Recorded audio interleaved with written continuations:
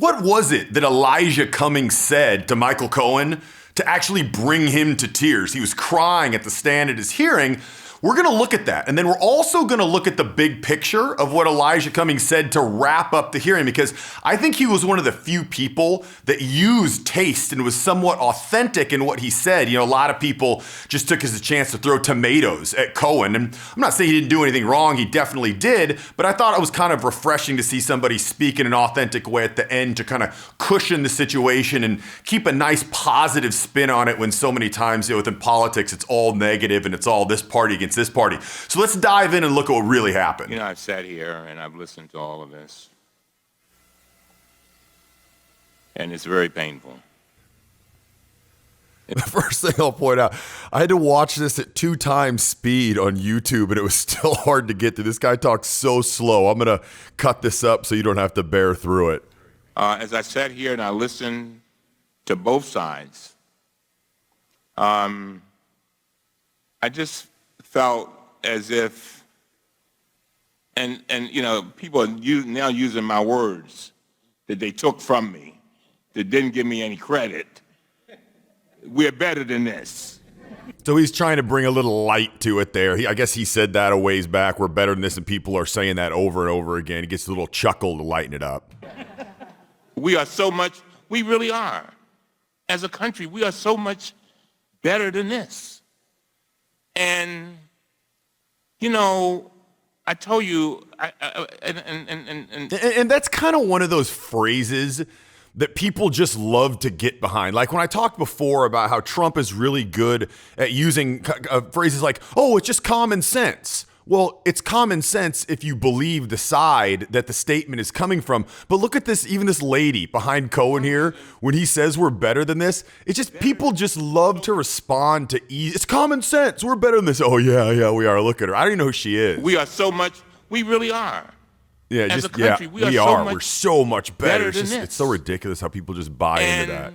Not saying it's not true. I'm saying it's those little sound bites that people just love. They just have to agree with it. Mr. Cohen, I tell my children, I say when bad things happen to you, do not ask the question, why did it happen to me? Ask the question, why did it happen for me? I don't know why this is happening for you. See, that's something that he wouldn't have had to say, right? He's actually trying, I think, genuinely to help Cohen with those words of wisdom and that advice. He's winding down this hearing. You know, a lot of people, their only intention was to make him look bad, to bring up things that were hard for him to refute or even kind of justify. But it seems to me, that's the first part of this, that it seems like he actually is genuinely trying to help and be reasonable in these words. If I hear you correctly, it sounds like you're crying out for a new normal, for us getting back to normal. It sounds to me like you want to make sure that our democracy stays intact. The one meeting I had with President Trump, I said to him, the greatest gift that you and I, Mr. President, can give to our children is making sure that we give them a democracy that is intact. Now he's projecting to help Cohen. He's saying, it sounds to me like it's very important for you to keep the democracy intact. Like that's another thing where he's paraphrasing, trying to give, kind of try to do him a solid to make him seem like not the worst man on the planet like everyone's painting him. But no, it seems to me like you actually had some good intentions. You want the democracy to do this. So it's the second thing that he's done to kind of help Cohen out. A not democracy better than the one that we came upon. And I'm hoping that the things you said today will help us begin to get back there. You know, I mean, come on now. Why does she think that's so funny? She doesn't even know what he's going to say. That bobblehead in the back, she doesn't even know what he's going to say, and she just thinks it's so funny. He says, come on now. She said, no, but she knows it's going to be funny. That's what you call an easy crowd. This guy over his other shoulders in pain. And now? Watch this. You know, I mean, come on now. I mean, when she you just got, loves according it. to the Washington Post, our president has made at least 8,718 false or misleading statements. That's stunning. Okay, now that's something where when you're looking at a biased news source, and they're all biased, don't get me wrong. I'm not saying there's any of them that aren't biased. It's a sad state of affairs. But that's his little punch, right? He's trying to say, oh, Trump lied 8,000 times and these guys said this. Well, you can get people to look at any president and the fact check, and there's always a bunch of instances that aren't completely true. So that's an example of where he's trying to get his punches in on Trump. That's not what we teach our children. I don't teach mine that. And for whatever reason, sounds like you got caught up in it.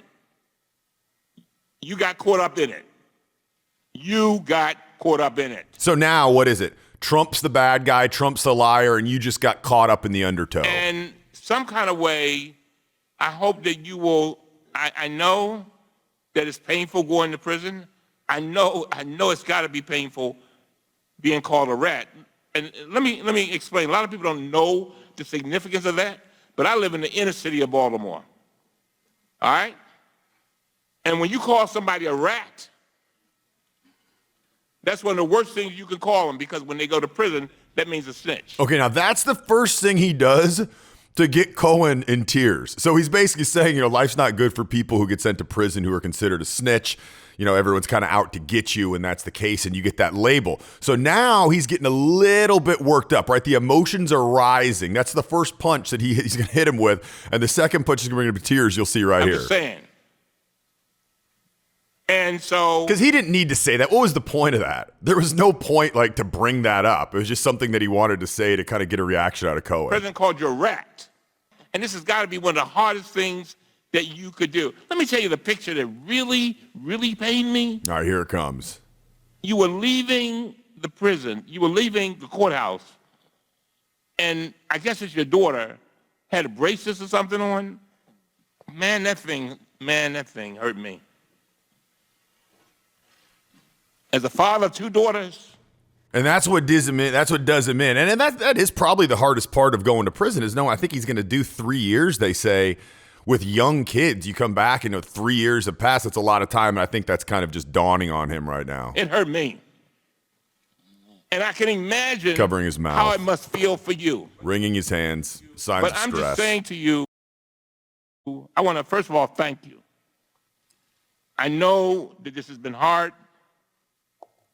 I know that you face a lot.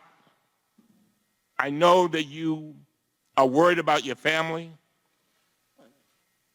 But this is a part of your destiny. And hopefully, this portion of your destiny will lead to a better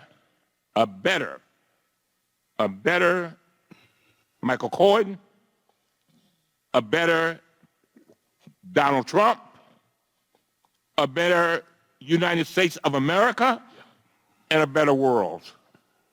And I mean that from the depths of my heart. When we're dancing with the angels, the question will be asked.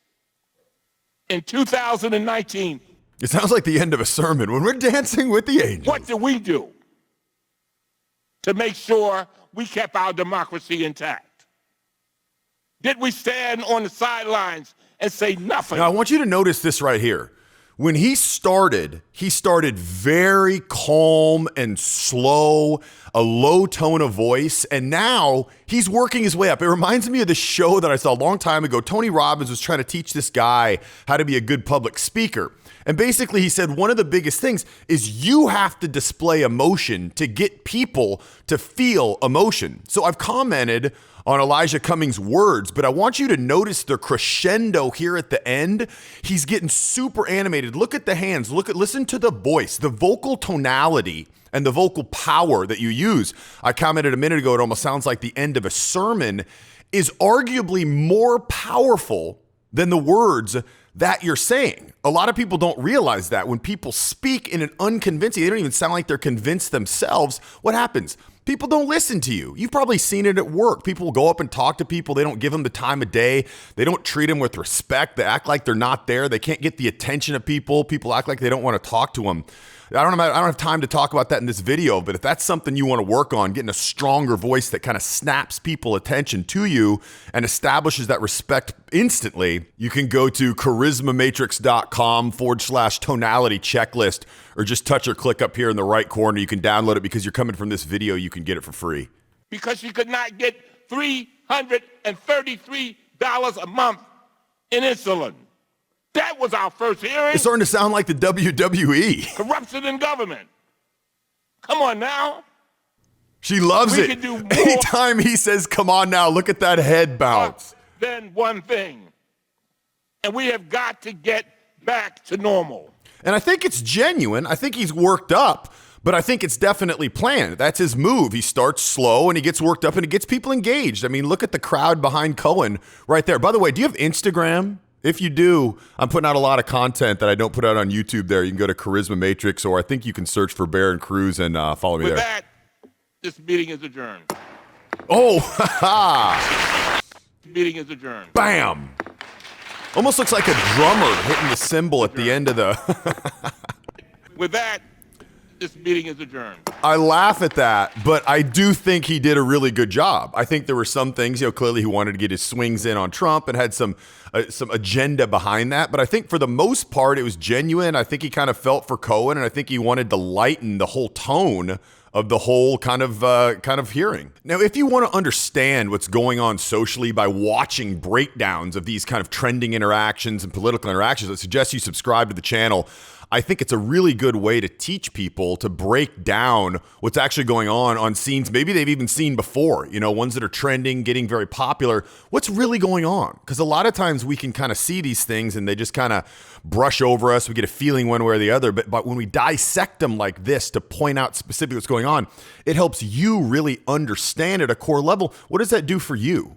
Well, that helps you not be manipulated. You know what people are doing when these different tactics are being used on you. If you ever want to be more effective in your communication, you know the tools that you can now use that you maybe wouldn't understand otherwise. So I think this analysis type of video is something that I'm going to be doing a lot more of, so you can feel free to subscribe if you want to see more of those. Now, if you haven't seen this video right here, this is a really good one. I think you're going to enjoy it. You can click on this, or if you haven't seen this one, this is a good one too. Click on either of those, and I'll talk to you there.